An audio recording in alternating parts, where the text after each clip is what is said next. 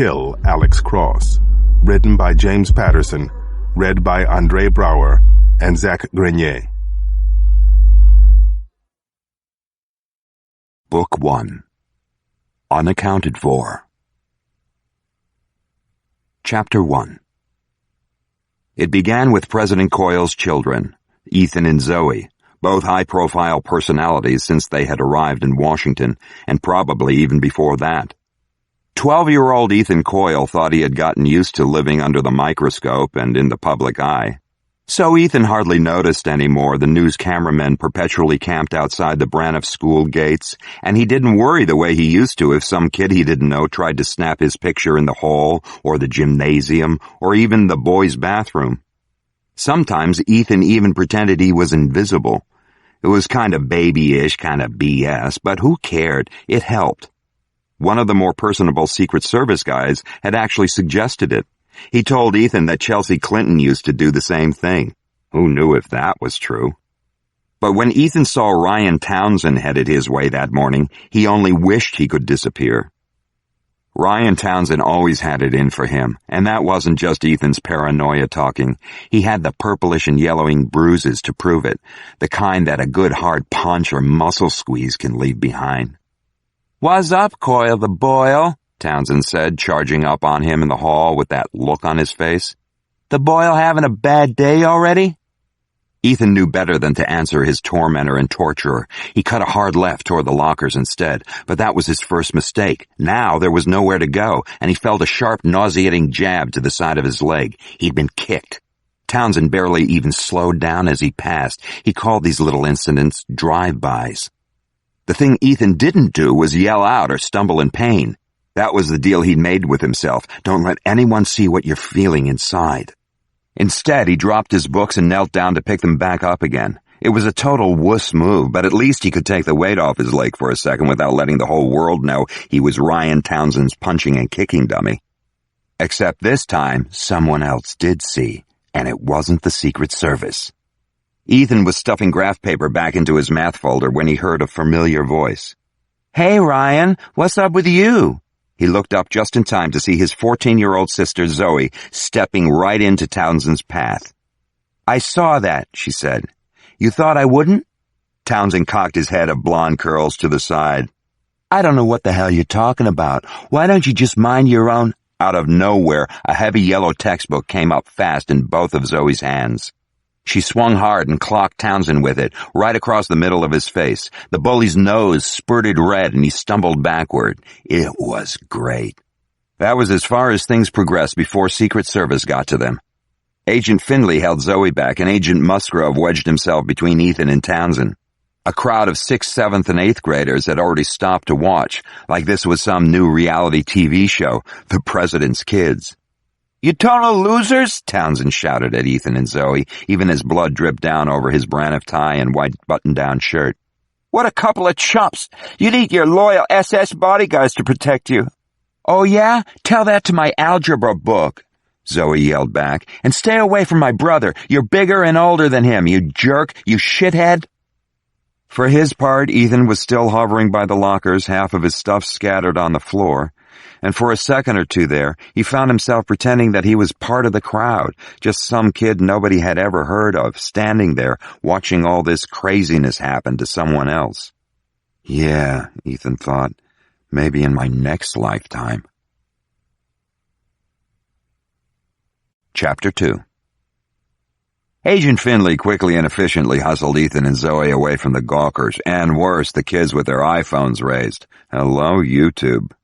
In a matter of seconds, he disappeared with them into the otherwise empty grand lecture hall off the main foyer. The Braniff School had once been the Braniff Estate, until ownership had transferred to a Quaker educational trust. It was said among the kids that the grounds were haunted, not by good people who had died here, but by the disgruntled Braniff descendants who had been evicted to make room for the private school.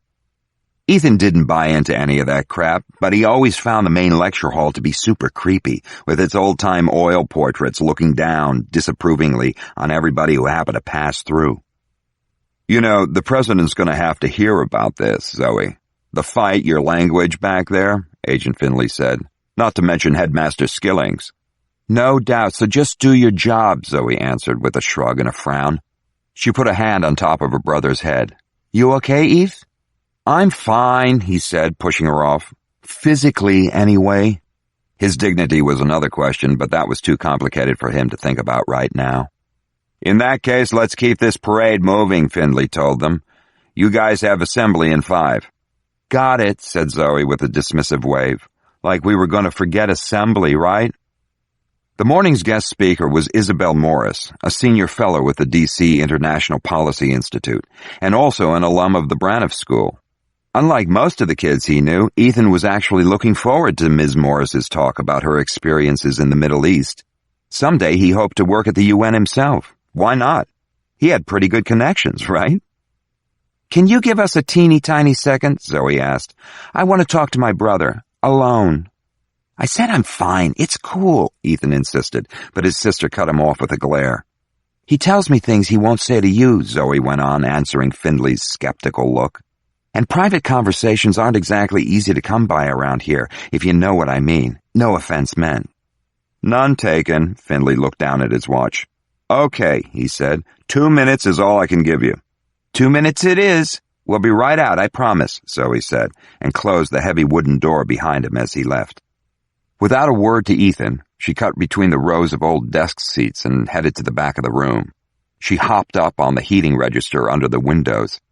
Then Zoe reached inside her blue and gray uniform jacket and took out a small black lacquered case. Ethan recognized it right away. His sister had bought it in Beijing this past summer on a trip to China with their parents. I'm all about a ciggy right now, Zoe whispered. Then she grinned wickedly. Come with? Ethan looked back at the door. I actually don't want to miss this assembly, he said, but Zoe just rolled her eyes. Oh, please, blah, blah, blah, Middle East, blah, blah. You can watch it on CNN any hour of the week, she said. But how often do you get a chance to ditch Secret Service? Come on. It was a totally no-win situation for him, and Ethan knew it. He was either going to look like a wimp again, or he was going to miss the assembly speech that he'd been looking forward to all week. You shouldn't smoke, he said lamely. Yeah, well, you shouldn't weenie out so much, Zoe answered. Then maybe assholes like Ryan Townsend wouldn't be all over you all the time. That's just because Dad's the president, Ethan said. That's all, right? No, it's because you're a geek, Zoe said. You don't see Spunk Punk messing with me, do you? She opened the window, effortlessly pulled herself through, and dropped to the ground outside. Zoe thought she was another Angelina Jolie. If you're not coming, at least give me a minute to get away, okay, Grandma? The next second, Zoe was gone. Ethan looked over his shoulder one more time. Then he did the only thing he could to maintain his last shreds of dignity. He followed his sister out the lecture hall window and into trouble he couldn't even begin to imagine. No one could.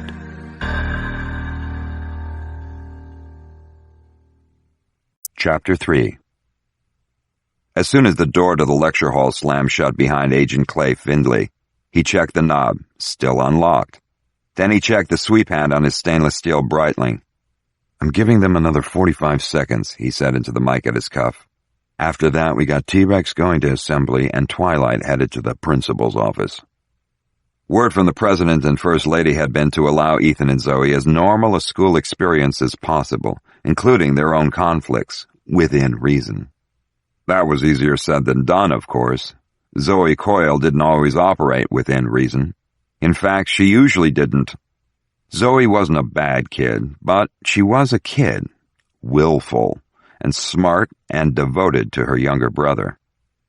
I'm probably going to get reamed for this, Findlay radioed quietly. Tell you what, though, that Ryan Townsend kid's a little prick. Not that you heard it here. Like father, like son, Musgrove radioed back. Kid got what he was asking for and more. Zoe really clocked the little shithead.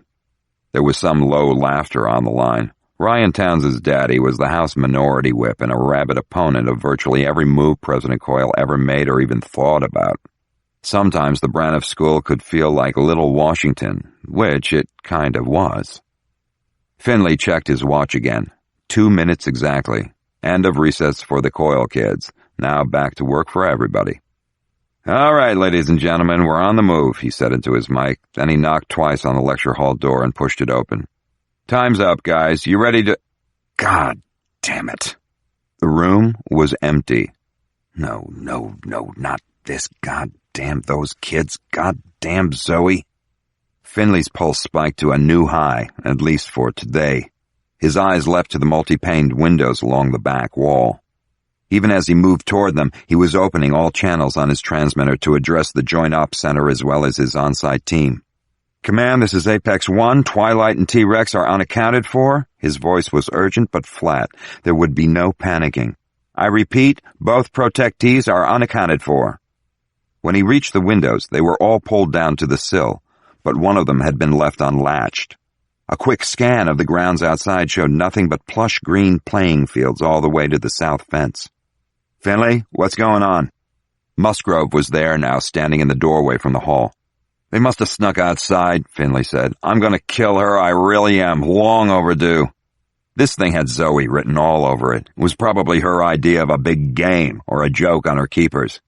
Command, Apex 1, he radioed again. Twilight and T-Rex are still unaccounted for. I need an immediate lockdown on all exits, inside and out. All at once, a commotion broke out on the line. Finley heard shouting and the grating sound of metal on metal. Then 2 gunshots. Command, this is Apex 5, another voice blared over the radio now. We've got a gray panel van just evaded us at the east gate. It's proceeding south on Wisconsin at high speed, 60, 70 miles an hour. Request immediate backup. Chapter 4. MPD Patrol Sergeant Bobby Hatfield had just spotted a gray van, doing at least 60 through downtown Georgetown, when the emergency call came from dispatch.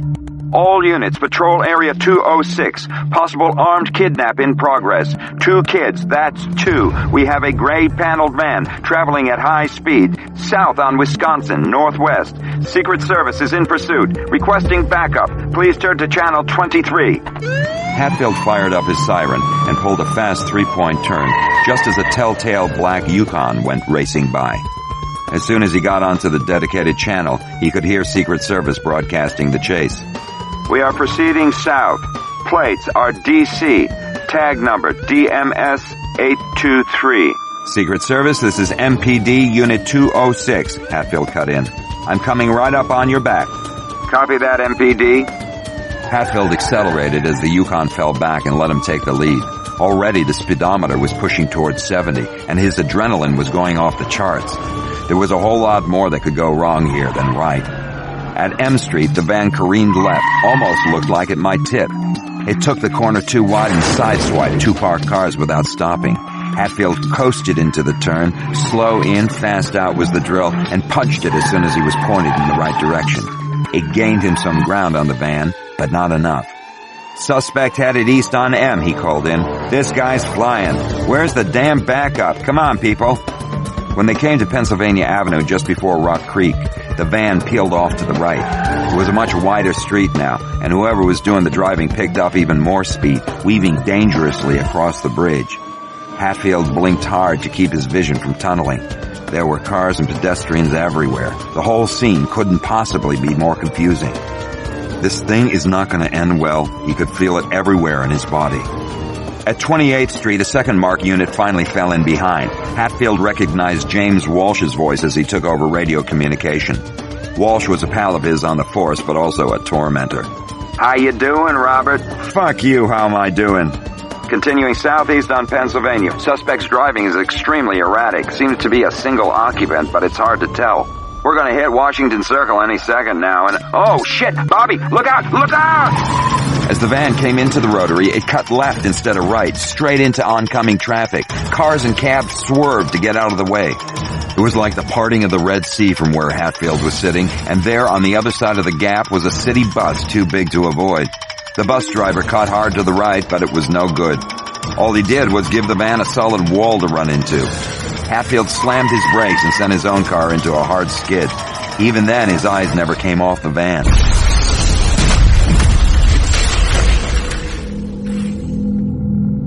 It crashed head-on at full speed right into the Neiman Marcus ad on the side of the bus.